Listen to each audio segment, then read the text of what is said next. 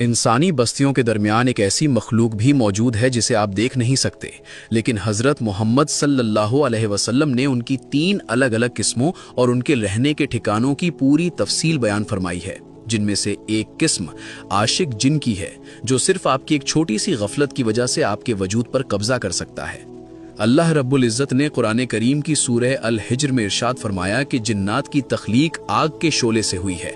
सही हदीस के मुताबिक जिन्नात की 3 किस्में हैं। पहली किस्म वो जो हवा में उड़ते हैं, दूसरी किस्म वो जो सांपों और कुत्तों की शक्ल में जमीन पर रेंगते हैं, और तीसरी वो जो इंसानों की तरह एक जगह से दूसरी जगह हिजरत करते हैं और बस्तियों में रहते हैं। ये मखलूक गंदी जगहों, खंडहरों और बैतुल खला में रहना पसंद करती है। लेकिन सबसे खतरनाक मसला आशिक जिन का है। ये वो सरकश जिन होते हैं जो इंसानी खूबसूरती को देखकर उन पर फिदा हो जाते हैं। जब कोई मर्द या औरत बिना दुआ पढ़े आईने के सामने ज्यादा वक्त गुजारते हैं या बेपर्दा होकर तन्हाई में रहते हैं, तो ये जिन उनके वजूद की तरफ माइल हो जाते हैं और उनके रूहानी और जिस्मानी सुकून को बर्बाद कर देते हैं।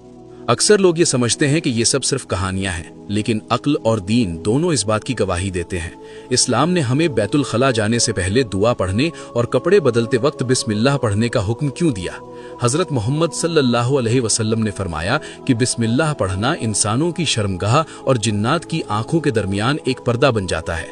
आशिक जिन का मसला अक्सर तब पैदा होता है जब इंसान अपने अज़कार छोड़ देता है। लोग इसे कल्चर में जादू टोना कह देते हैं, लेकिन हकीकत में ये हमारी अपनी रूहानी हिफाजत की कमी है।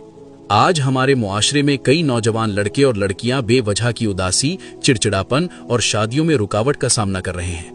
कई बार मियाँ बीवी के दरमियान बिना किसी बड़ी वजह से नफरत पैदा हो जाती है, जो असल में इसी आशिक जिन की वजह से होती है, क्योंकि वो नहीं चाहता कि उसका शिकार किसी और का हो। हमारा मुआशरा इसे दिमागी बीमारी या आपसी अनबन समझकर गलत रास्तों पर निकल जाता है, जबकि इसका हल सिर्फ और सिर्फ अल्लाह के कलाम में है। कल्चर में हम बाबाओं के पास भागते हैं, लेकिन इस्लाम कहता है कि अपना इलाज खुद अपने घर में कुरान से करो। इस मसले का हल बहुत आसान है।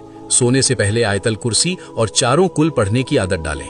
घर में सूरह बकरा की तिलावत करें, क्योंकि जिस घर में ये सूरा पढ़ी जाती है वहां से शैतान भाग जाता है। याद रखें, आप अल्लाह के जिक्र से अपनी हिफाजत की ढाल बना सकते हैं।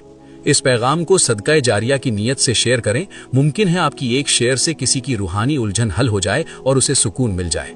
कमेंट में सुभान अल्लाह जरूर लिखें, ताकि हमें मालूम हो कि आपको अल्लाह की तख्लीक पर कामिल यकीन है। अल्लाह हमें हर शर से महफूज रखे।